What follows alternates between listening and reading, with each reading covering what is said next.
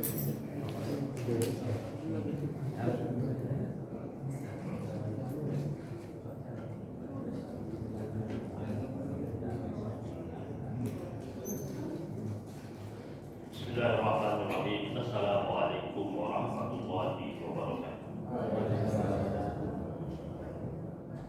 Alhamdulillahirabbil alamin. Alhamdulillahi wa kafa. Wassalatu wassalamu ala habibina al-Mustafa wa ala alihi wa ashabihi ahli sidqi wal wafa. Allahumma salli wa sallim ala sayyidina Muhammad al-Fatih lima ughliqa wal khatim lima sabaq. Nasirul haqqi bil haqq wal hadi ila siratikal mustaqim wa ala alihi haqqa qadrihi wa miqdarihi al-azim.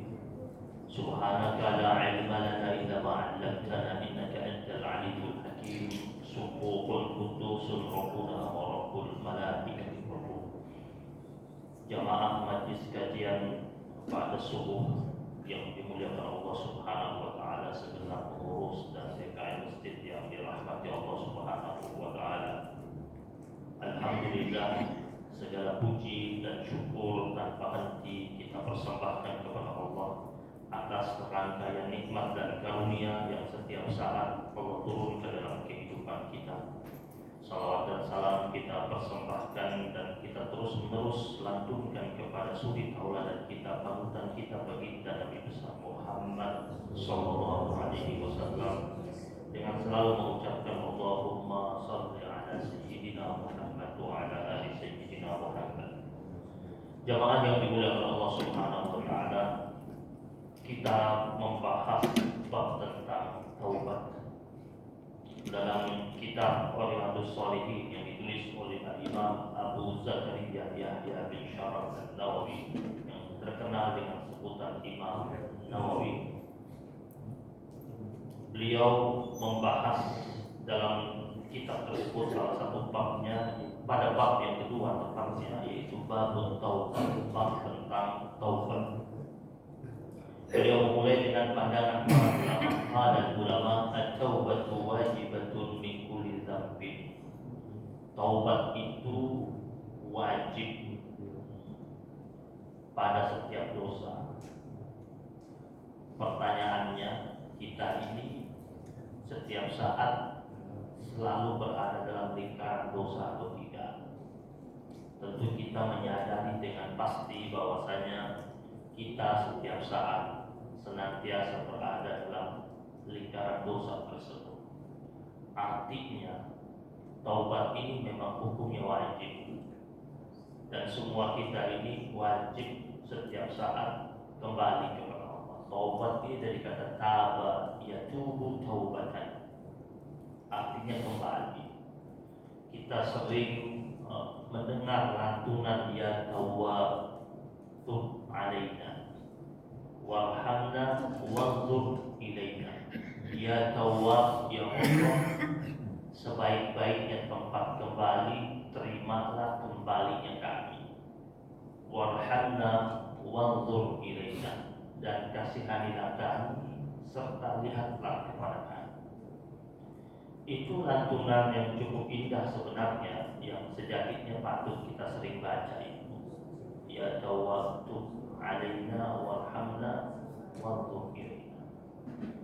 Jamaah yang dirahmati Allah Subhanahu wa taala, mengenai taubat ini di situ dikatakan fa in kanatil ma'siyatu bainal abdi wa bainallahi ta'ala. Jika maksiat itu berkenaan antara seorang hamba Allah dengan penciptanya, yaitu dengan Allah Subhanahu wa taala, la tata'allaqu bi haqqi adami. Kemudian buat perbuatan dosanya itu tidak berkenaan atau berkaitan dengan haknya manusia. Yang dibahas yang pertama, dosa tersebut ada dua, ada yang berkaitan dengan hak Allah, ada yang berkaitan dengan hak manusia. Kalau dosanya itu berkaitan dengan haknya Allah saja, tidak ada kaitannya dengan haknya manusia, falaha salasatu syurutin, maka ada 3 syarat. Di taubat ini dia pakai syarat. Kalau istighfar tidak pakai syarat. Makanya kenapa Imam Hasan Al-Basri rahimahullah mengatakan tidak semua orang yang beristighfar itu bertobat, tetapi semua orang yang bertobat itu sudah pasti dia beristighfar. Mengapa dikatakan seperti itu? Karena istighfar dia tidak butuh syarat, sedangkan taubat dia perlu syarat. Jika syaratnya terpenuhi, maka diterimalah taubatnya itu oleh Allah Subhanahu wa Ta'ala. Orang yang beristighfar belum tentu taubat, karena banyak orang mengucapkan istighfar, habis dia buat lagi. Ya. Bisa saja dia istighfar dalam masjid, belum keluar, baru sampai di emperan masjid, dia sudah mampu tertawa terbahak-bahak. Makanya kata Imam Hasan Al-Basri, dia waktu dia datang ke Mekah, dia masuk ke Masjidil Haram, kemudian dia lihat ada orang yang sedang merintih di depan Ka'bah, merintih, ya lantunan istighfar. Kemudian dia balikkan badannya setelah selesai, belum sampai di tempat dia menginap, dia sudah mampu kembali tersenyum dan tertawa terbahak-bahak. Kata beliau, kemanakah tangisannya yang beberapa menit yang lalu? Kemanakah raut wajah penyesalan yang dia hadapkan di hadapan Ka'bah pada waktu itu? Orang yang beristighfar belum tentu bertobat. Orang yang bertobat sudah dapat dipastikan dia beristighfar. Nah, jemaah yang dirahmati Allah Subhanahu wa Ta'ala. Nah, berkaitan dengan ini, adapun dosanya yang berkaitan dengan Allah Subhanahu wa Ta'ala ada 3 syarat. Dikatakan yang pertama, ahaduha ayyuqli'a anil ma'siyah. Orang yang bertobat tersebut dia harus meninggalkan maksiat. Tidak bertobat, tapi kalau belum tinggalkan belum bertobat. Atau kata ulama yang lain, at-takhalli an jami'il ma'asi wadzunub. Orangnya berusaha untuk mengosongkan dirinya dari segala macam bentuk kemaksiatan dan dosa-dosa. Itu syarat yang pertama. Dia harus tinggalkan. Bahkan hal-hal yang terindikasi menghantarkan dia kepada dosa atau maksiat itu dia jauhi. Makanya kenapa dalam Al-Quran itu Allah katakan wala taqrabuz zina, janganlah mendekati zina. Tidak dibilang jangan lakukan, tapi jangan mendekati. Maksudnya hal-hal yang menjadi mukaddimahnya zina itu harus dijauhi. Karena sebelum perzinahan itu terjadi ada mukaddimahnya pastinya. Nah, mukaddimahnya banyak, banyak sekali mukaddimahnya. Allah katakan jangan dekati. Artinya apa? Sesuatu yang akhirnya menghantarkan kepada perbuatan zina itu jauhi.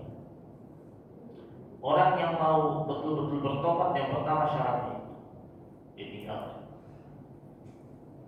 Punya komunitas, dia bilang dia sudah tinggalkan pakai narkoba, tapi masih punya grup, masih punya grup, masih ada dalam grup itu bisa kambuh lagi. Kenapa? Dia belum betul-betul taubat. Yang kedua, ayyandama ala fi'liha. Orangnya harus menyesali terhadap perbuatan dosa tersebut. Ulama mengatakan an-nadamu ala kulli dzambin salifin. Orang yang menyesali terhadap seluruh perbuatan dosanya di masa lampau. La taubata illa bin nadama. Tidak ada taubat kecuali ada nilai penyesalan dalamnya. Yang dimana kalau dia mau taubat, kalau dia menyesal, jadi harus menyesali. Umar bin Khattab radhiyallahu taala anhu itu diriwayatkan setiap hari di malam hari dia nangis ingat tentang kesalahannya dulu di masa jahiliyah. Sampai-sampai di bawah kelopak matanya itu ada bekas hitam memanjang ke bawah sampai ke pipinya. Likas rotil buka, karena seringnya dia menangis sampai bekas aliran air mata itu membekasi pipinya. Ada garis, berarti saking deras air mata itu. Umar bin Khattab radhiyallahu ta'ala. Diriwayatkan para sahabat-sahabat Nabi itu dilukiskan oleh pasukan-pasukan lawan ketika mereka lihat pasukan lawan pernah suatu malam mengintip. Ini pasukannya Muhammad Sallallahu Alaihi Wasallam. Kalau malam hari ngapain?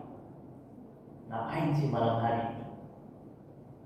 Kan siang hari bertempur, kemudian malam mereka istirahat, nanti siang ketemu lagi, tempur lagi. Ada pasukan-pasukan musuh mencoba ngintip, mata-matai dari jauh melihat dari tenda-tenda pasukan Nabi. Ternyata di malam hari itu yang terlihat begitu garang dalam pertempuran di medan perang, itu malam hari merintih menangis, berurai air mata, bermunajat kepada Allah Subhanahu wa taala, sehingga mereka dijuluki asadun fin nahari ruhbanun fil lail. Pasukan-pasukan Nabi itu asadun fin nahar, mereka di siang hari itu bagaikan singa-singa yang ganas. Ruhbanun fil lail, ketika datang waktu malam mereka seperti para rahib-rahib, seperti para pendeta-pendeta yang seakan-akan tidak terikat kehidupannya dengan dunia. Itu potret sahabat-sahabat Rasulullah Sallallahu Alaihi Wasallam. Jadi ayat dama ala fi'liha, menyesali terhadap dosa-dosa yang sudah dilakukan di masa lampau tersebut. Wasalis ayya'zima alla ya'uda ilaiha abadan, dia harus memiliki azam, tekad. Al-azmu ala adabil audah. Jadi orangnya harus punya tekad yang kuat untuk tidak kembali kepada perbuatan itu. Ini 3 syarat. Walaupun nanti kita temukan dalam kitab-kitab yang lain itu diurai lagi syarat-syarat yang lain tambahannya, tetapi salah satunya yang paling utama 3 ini. 3 syarat ini harus terpenuhi. Fa in fuqida ahadus salasati lam, kalau tidak terlengkapi, atau kalau seumpamanya salah satu syarat itu tidak terpenuhi, lam tasihha taubatuhu, maka taubatnya tidak akan diterima. Salah satunya saja tidak terpenuhi, maka taubatnya tidak diterima. Dia harus penuhi itu. Kita kadang-kadang mengatakan kita sudah bertobat, ternyata setelah dilihat syarat-syarat kita belum sungguh-sungguh bertobat. Wa in kanatil ma'siyatu tata'allaqu bihadari, adapun jika maksiat tersebut berkaitan dengan haknya anak Adam, berkaitan dengan manusia, fasyurutuha arba'ah, maka syaratnya menjadi 4. Mana saja itu? 3 tadi ditambah dengan ayyabro'a min haqqi sahibiha, dia harus melakukan penyelesaian dosa tersebut terhadap orang yang pernah dia ambil haknya, saudaranya. Bagi waris dia rampas hak saudaranya.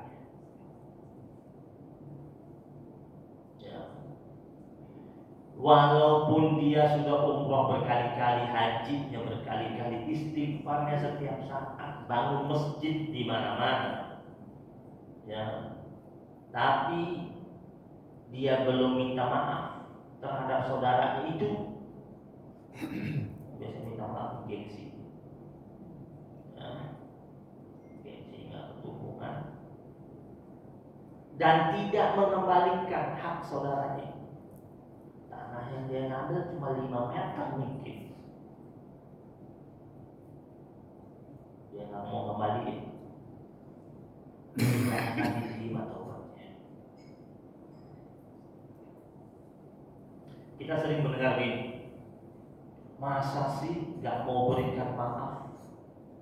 Kan Allah Maha Pemaaf. Kan kadang-kadang begini, ada orang kita buat salah sama dia. Ada orang itu kalau dia buat salah sama orang lain, kemudian dia masih pada posisi gengsi untuk minta maaf. Mungkin dia merasa strata ekonominya dia lebih tinggi, atau dia lebih tua, atau dia lebih mulia. Ya. Kemudian dia berharap tuh karena orang itu di bawahnya dia, masa nggak mau kasih maaf sama saya? Allah aja maaf. Suka ada yang ngomong begitu. Kata ulama, Allah itu memang betul-betul Maha Pemaaf. Tapi Allah itu Maha Pemaaf tentang haknya. Allah itu Maha Pemaaf tentang haknya Allah. Allah tidak serta-merta dengan mudah memaafkan ketika berkaitan dengan haknya hamba-hambanya. Allah itu Maha Pemaaf tentang haknya. Tapi kalau berkaitan hak hamba-hambanya, Allah tidak serta memaafkan tanpa hamba tersebut datang minta maaf kepada orang yang sudah dia ambil hak. Kalau dosanya dalam bentuk omongan, riba, berbentuk riba, ya. Penting juga kan. Jadi katakan wa in kanat riba ista'allahu minha. Kalau dosanya dalam bentuk riba, dia harus datang ngomong sama orang itu, minta kehalalan dari orang itu. Maaf ya, pekan yang lalu gue ngomongin lu begini. Oh berat banget. Kalau udah tahu berat banget jangan ngomongin. Dia nggak tahu nih. Orangnya nggak tahu. Hari-hari kita sama dia, tapi di belakang dia ngomongin dia. Belum datang minta maaf, masih ada dosa. Mau hilang dosanya, kasih tahu minta maaf. Ada riba, ada buhtan. Kalau riba itu berbicara tentang keburukan seseorang yang memang ada pada diri orang itu. Kan kita sudah bilang ini, kita bukan ngomongin ya, ini kan fakta, itu riba. Bukan ngomongin ya, benar kan? Sampai minta pembenaran. Iya kan, benar kan? Kamu saksi kan? Betul kan? Iya betul. Ya fakta ya, bukan ngomongin. Itu riba. Riba. Nih contohnya. Di zaman Rasul, Nabi lagi duduk sama Aisyah radhiyallahu taala. Terus datang nih seorang wanita kecil, pendek, hitam, nemuin Nabi. Wanita tersebut datang ke Nabi ingin bertanya tentang hukum kepada Rasul. Terus Nabi menjawabnya. Setelah itu wanita tersebut pamit pergi. Ketika wanita itu sudah pergi, Aisyah radhiyallahu taala anha bilang sama Nabi, "Ya Rasulullah, betapa hitam dan kecilnya dia."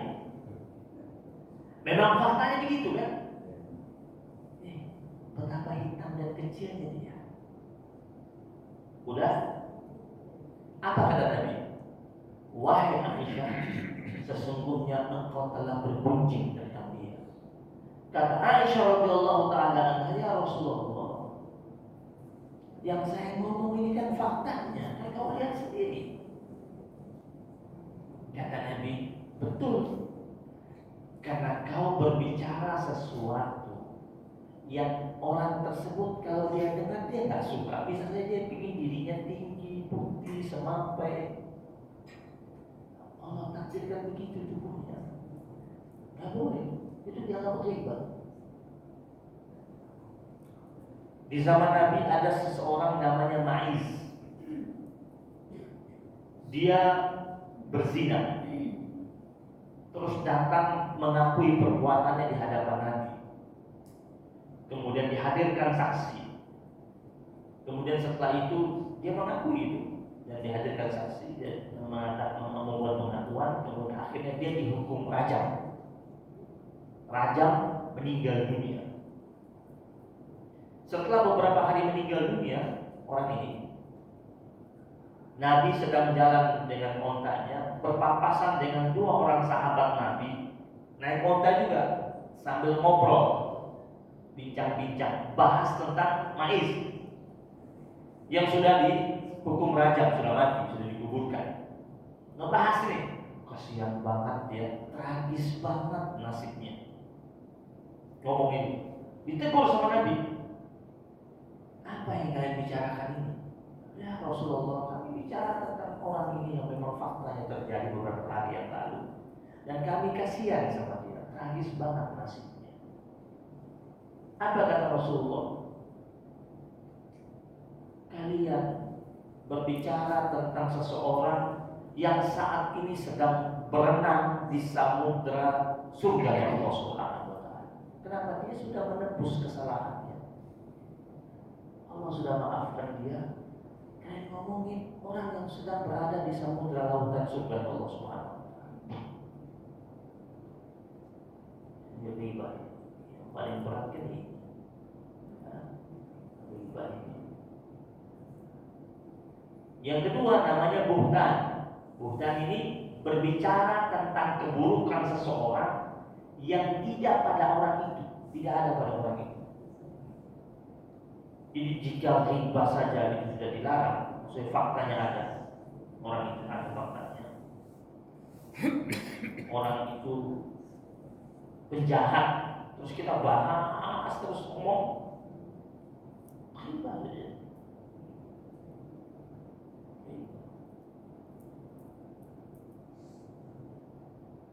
Kalau buhtan, fitnah, berbicara yang memang tidak ada pada orang itu. Seperti yang terjadi pada salah seorang sahabat Nabi, Sa'ad bin Abi Waqqas radhiyallahu ta'ala. Saya tidak tahu masih ceritakan di sini atau belum.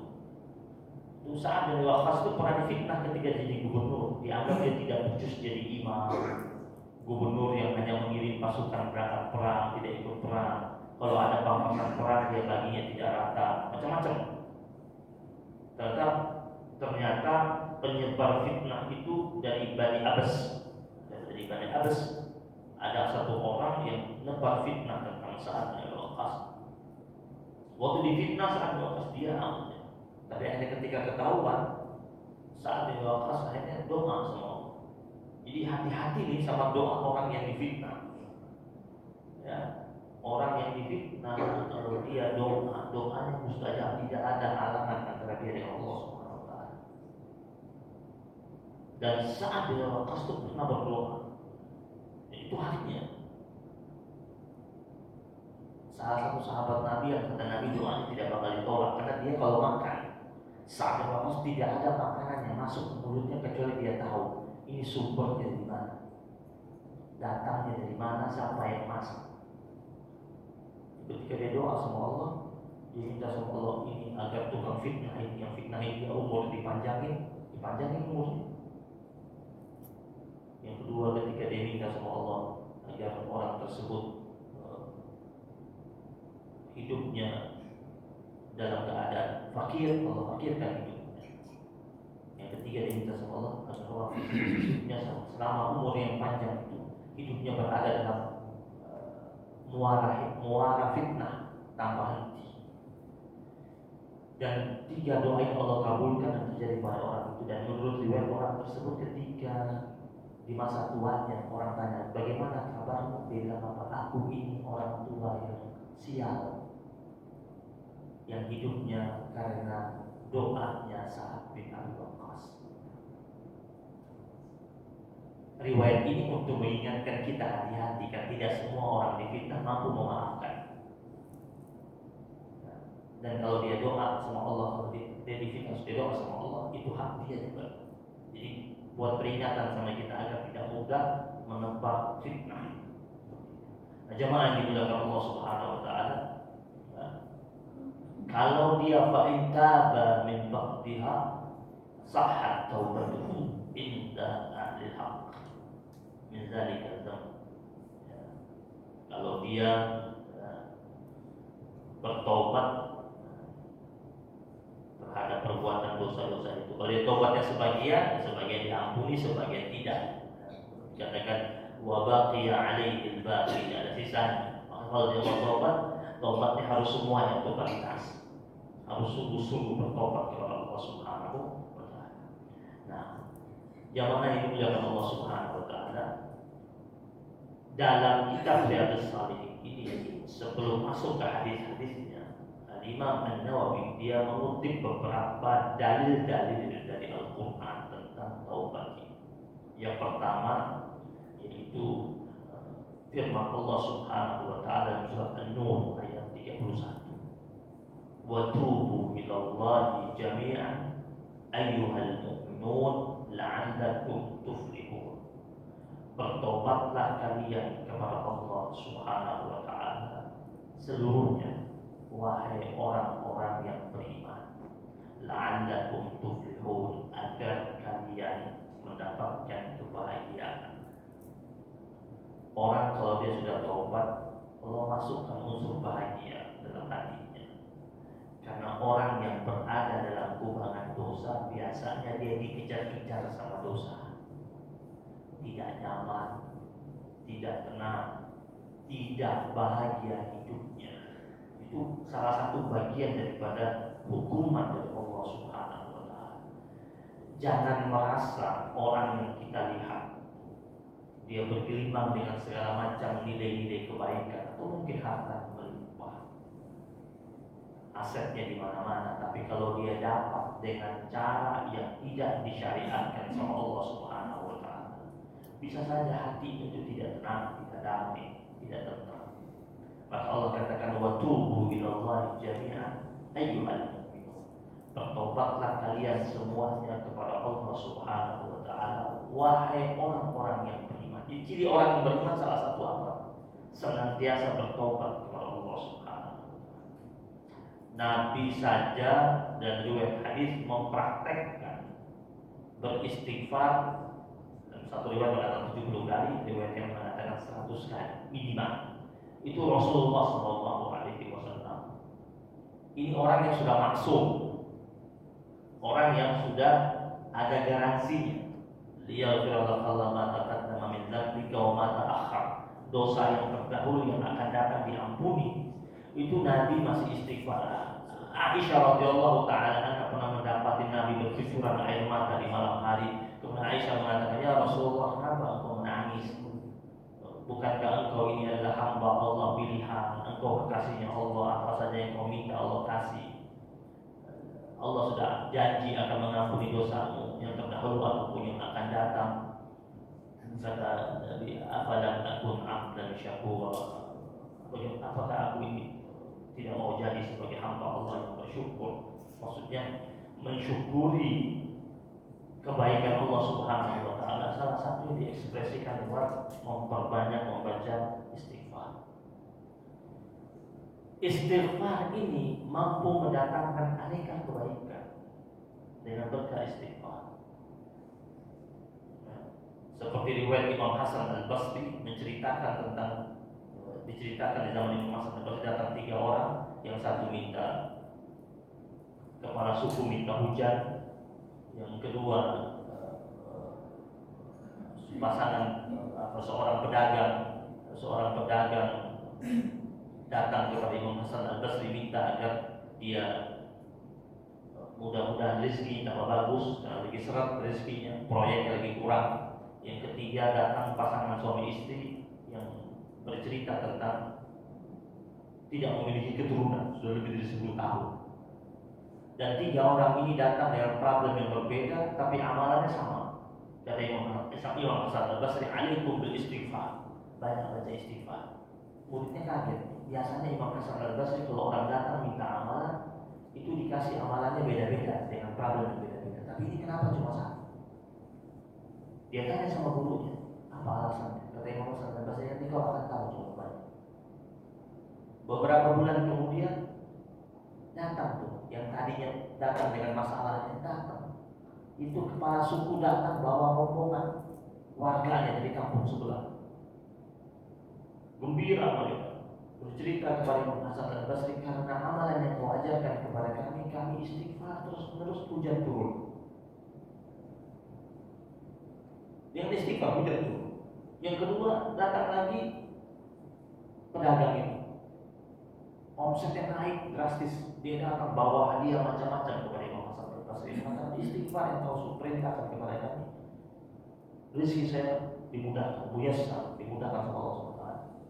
Yang ketiga, pasangan suami istri, tadinya datang dalam keadaan sudah pernikahan mereka sudah di ujung tanduk, datang bergandengan tangan dalam keadaan mesra, mengatakan istrinya sedang hamil muda, padahal sudah lebih dari 10 tahun tidak hamil, tidak punya turunan. Imam Hasan al-Basri langsung mensitir firman Allah dalam Al-Quran, wa qul tastaghfiru rabbakum innahu kana ghaffara yursilis sama alaikum midrara wa yumdidkum bi amwalin wa banin. Firman Allah dalam Al-Quran. Jadi amalan yang dia kasih berdasarkan rujukan Al-Quran. Beristighfarlah kalian kepada Allah Subhanahu wa taala, innahu kana ghaffar. Sesungguhnya Allah Subhanahu wa taala Ghaffar, Maha Pengampun. Yursilis sama alaikum midrara. Dengan istighfar itu Allah turunkan hujan dari langit. Wa yumdidkum bi amwalin wa banin. Dengan beristighfar Allah akan turunkan buat kalian, anugerahkan buat kalian bi amwal, harta yang banyak. Amwal itu jamak, wa banin, dan anak turunan. Jadi bibarkatul istighfar, kata Imam Ibnu Athaillah As-Sakandari, kata beliau, jika engkau itu punya banyak permintaan kepada Tuhanmu, tetapi engkau bukan orang yang pandai untuk merangkai kata bermunajat atau bermohon kepada Allah, maka cukuplah engkau perbanyak baca istighfar sambil kepalamu mengingat-ingat apa yang kau harapkan. Nanti dengan berkat istighfar yang kau inginkan datang dengan sendirinya. Karena begini, hamba Allah yang rajin beristighfar berarti dia sedang berusaha untuk berada pada ranah yang dekat dengan Allah. Karena Allah ini maha suci. Tidak mungkin kita akan mendekati arena kesucian ilahiyah kecuali kita juga suci. Dan wadah untuk bersuci itu adalah istighfar itu. Semakin kita memperbanyak istighfar, semakin merontokkan dosa-dosa kita, semakin rapat kita dengan Allah. Dan ketika begitu rapat kita dengan Allah, apa yang kita inginkan dimudahkan untuk didatangkan oleh Allah Subhanahu wa taala. Kemudian yang kedua, surat Hud ayat 3. Astaghfiru rabbakum tsumma tubu ilaihi. Beristighfarlah kalian kepada Tuhan kalian, lalu bertobatlah kepadanya. Dan surat At-Tahrim yang paling sering, surat At-Tahrim ini yang sering kita dengar, ayat yang ke-8, ya ayyuhalladzina amanu tubu ilallahi taubatan nasuha. Wahai orang-orang yang beriman, panggilan Allah kepada orang-orang yang beriman, ciri khasnya Allah, hamba Allah yang beriman salah satunya adalah tubu ilallahi taubatan nasuha. Bertobatlah kalian kepada Allah dengan taubatan nasuha. Apa itu taubatan nasuha? Taubatan khalisatan, taubat yang ikhlas, yang tulus, yang murni, yang genuine, yang sungguh-sungguh, ya. Bukan taubat kumat. Tahu taubat kumat? Ada emak-emak ngelahirin, didampingin sama suaminya. Kan orang ngelahirin berat banget. Ketika pas ngeden ngelahirin itu dia bilang tobat. Kata suaminya, sabar mah, tobat. Sudah pas lahir, tahu-tahunya 2 tahun kemudian hamil lagi. Hamil yang kedua, pas lahir tobat, anak ketiga lahir lagi. Sampai 5 anak tobat tapi tetap terus hamil terus. Ya, jangan tobat yang kayak begitu. Ya. Jangan tobat kumat. Yang Allah katakan ini taubatan nasuha, taubat yang betul-betul tulus, taubat yang sungguh-sungguh. Jemaah yang dirahmati Allah Subhanahu wa taala, Allah itu bakal terima nggak taubat hamba? Bakal terima, harus yakin. Kenapa? Karena Allah sudah siapin fasilitas ini. Kenapa Allah siapin fasilitas ini? Karena Allah tahu kita ini hamba Allah yang akrab dengan khilaf, dengan salah. Allah siapkan fasilitas tersebut. ada ghafurnya Allah, ampunannya Allah, ada kasih sayangnya Allah. Makanya kita sering temukan dalam Al-Quran itu Allah mengakhiri firman yang mengucapkan Ghafurur Rahim, Maha Pengampun dan Penuh Kasih. Allah itu mengampuni hambanya dengan mahkota kasih sayangnya dan kebaikannya. Ini ada cerita kisah dalam kitabnya Imam Al-Ghazali. Ada seorang anak muda, dia sering terjebak dengan dosa dan maksiat. Anak muda ini, ya setiap kali buat maksiat, pulang ke rumah nangis dia. Nangis sedih, masuk kamar. Dia punya buku. Buku catatan hariannya yang amat sangat dia rahasiakan. Dia taruh di tempat yang tersembunyi. Setiap kali dia terjebak dengan dosa, dia tulis di buku. Dia simpan. Nanti seiring berjalannya waktu, dia buat dosa lagi, dia tulis lagi. Nangis terus lagi. Hingga suatu hari anak muda ini jatuh sakit, meninggal dunia, Pak. Waktu dia meninggal dunia, keluarganya mengurus jenazahnya, lalu dia dikuburkan. Setelah selesai dia dikuburkan, keluarganya beberapa hari kemudian merapikan kamarnya. Ketika dirapi-rapikan kamarnya, ditemukanlah di pojok kamarnya itu buku catatan hariannya dia, yang disimpan cukup tersembunyi. Ditemukan, dibuka sama saudaranya. Apa sih yang dia tulis? Di bagian depan buku itu dia tulis apa? Catatan dosa-dosa. Orang kalau bilang itu kepo kan, ingin tahu apa saja sih dosa yang dia buat. Karena keluarganya nggak ada tahu apa dosa yang dia buat. Keluarganya penasaran, ingin lihat. Dibuka halaman pertama, tulisan firman Allah, wa huwa alladzi yaqbalu tauba an ibadihi wa ya'fu 'anis sayyi'at. Dan dia Allah Subhanahu wa taala yaqbalu tauba, yang segera. Ini present tense redaksinya. Bil mudhari. Dia Allah yang yaqbalu tauba an ibadihi, yang segera menerima taubat hamba-hambanya, wa ya'fu, juga present tense, dan segera pula memaafkan segala macam bentuk kesalahan hamba-hamba. Jadi bagian halaman pertama dia tulis firman Allah tentang Allah yang maha baik itu. Jadi Allah itu siapa saja yang datang terima, siapa saja dari hamba Allah yang datang minta ampun sama Allah, itu segera, nggak pakai nanti. Kalau kita kan ada orang datang minta ampun sama kita, minta maaf sama kita karena kita masih kesal lihat mukanya, kita bilang nanti aja dulu deh, belum siap lihat mukanya. Gitu. Nah, pengen sih maafin, tapi kalau lihat mukanya tuh ingat lagi salahnya. Karena nenek-nenek tuh ada nenek-nenek, ya di sini belum ada nenek-nenek ya. Yang ada nenek lihat cucunya buat salah nih dari hari Senin kemarin. Itu setiap kali lihat cucunya masuk rumah, udah hari Jumat masih disebut lagi, kamu tuh kemarin, ulang-ulang terus tuh, ya. Diulang-ulang karena masih ingat. Kalau Allah enggak, Allah itu segera, ya kembali, nggak pakai nanti. Hari ini datang, detik ini datang, detik ini pun diampuni sama Allah SWT. Akhirnya saudaranya bilang, apa sekarang dosa? Dibuka halaman berikutnya. Catatannya sudah banyak sebenarnya. Ketika dibuka halaman berikutnya nggak ada, kosong. Dia buka lagi, kosong. Cuma yang masih tersisa di tulisan itu firman Allah itu. Dari kisah ini, dari Imam Al-Ghazali menggambarkan betapa baiknya Allah. Di dunia saja Allah sudah tunjukkan bahwasanya Allah tidak perkenankan hamba Allah yang lain melihat catatan dosa orang itu. Kuasanya Allah dihapus, tulisannya nggak ada sama sekali. Anak ini dia nulis. Yang kedua, keagungan Allah Subhanahu wa taala. Bahwasanya Allah gampang saja untuk menghapusnya. Untuk delete itu gampang bagi Allah, bukan hal yang sulit.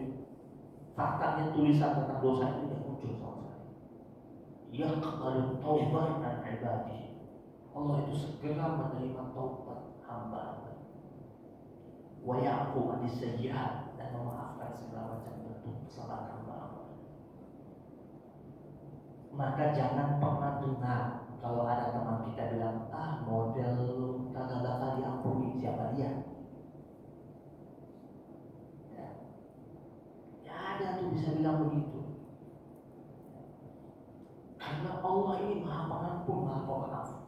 Bahkan dalam sebuah hadis qudsi itu dikatakan, kalau hambaku itu datang dengan dosa seluas wadah langit dan bumi,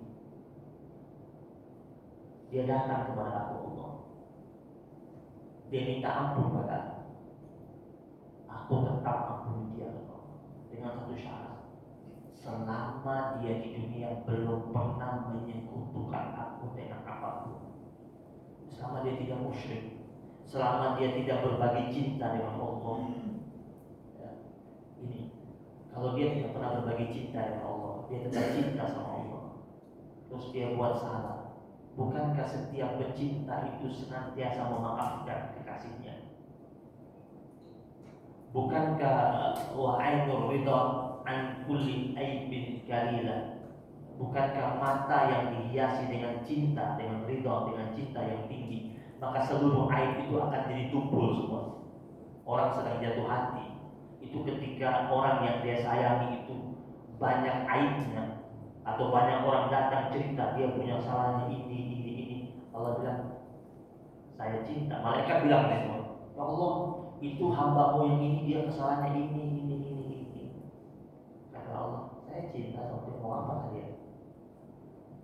Sama ketika ada orang yang sudah kita jatuh cinta sama dia, terus ada orang yang bawa cerita macam-macam, kita udah nggak mau dengar.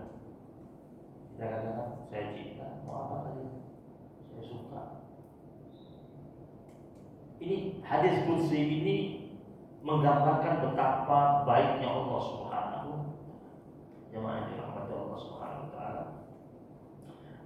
Berikutnya di terakhir saya bawakan hadis Rasulullah sallallahu alaihi wasallam. Nabi mengatakan, ya ayyuhan nas tubu ila Allah, wahai sekalian manusia, bertobatlah kalian kepada Allah, wastaghfiruh, dan beristighfarlah kepadanya. Fa inni atubu fil yaumi mi'ata marratin, rawahu Muslim. Sesungguhnya aku Rasulullah itu bertobat kepada Allah setiap hari 100 kali. Coba deh amalin coba.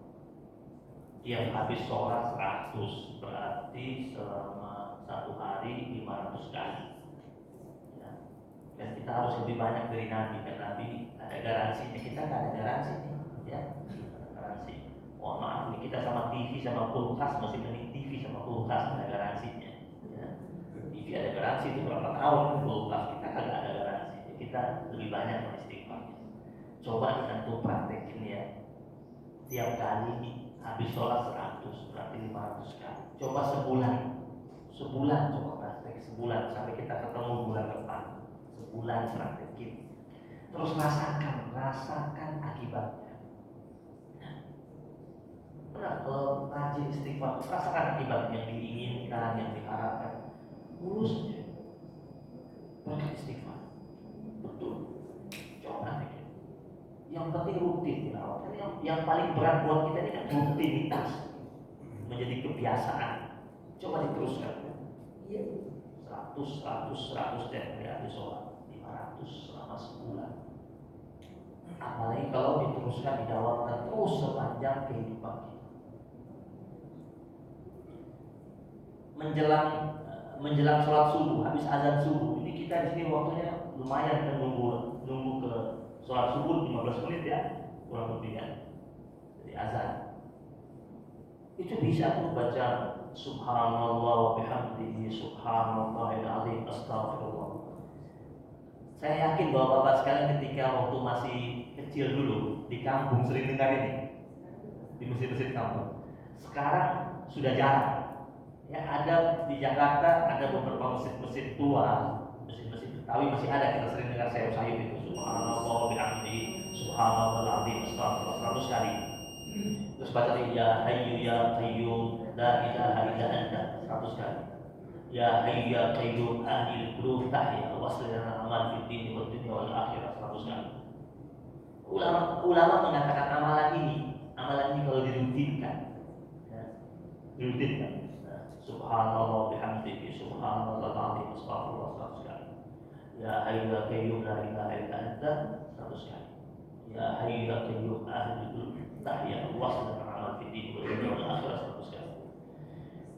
Kalau diamalkan rutin, tidak ada urusan dunia yang sedang kita hadapi dan sedang kita jalani kecuali dimudahkan dan diselesaikan oleh Allah Subhanahu wa Ta'ala.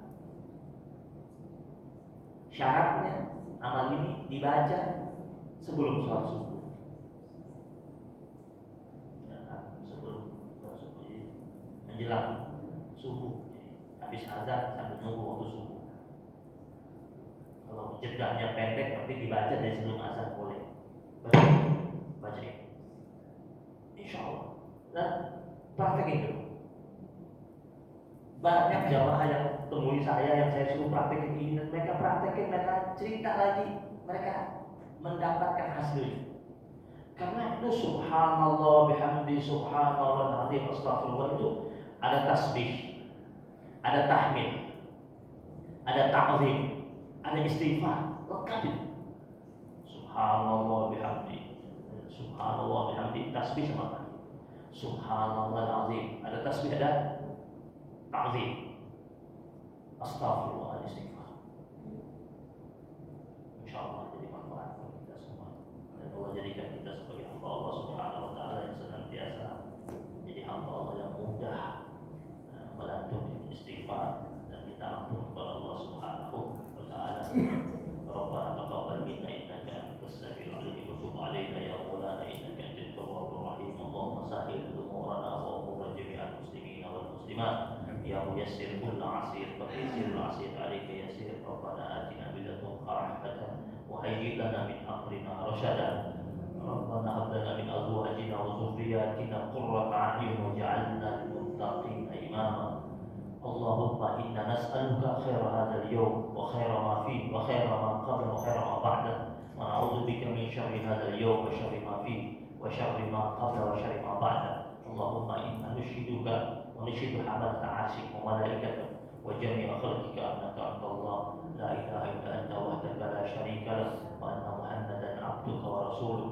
Rabbana atina fid dunya hasanah wa fil akhirati hasanah wa qina adzabannar. Wa sallallahu ala nabiyyina Muhammadin nabiyil ummi wa ala alihi wa sahbihi wa baraka wa sallam. Alhamdulillahi rabbil alamin.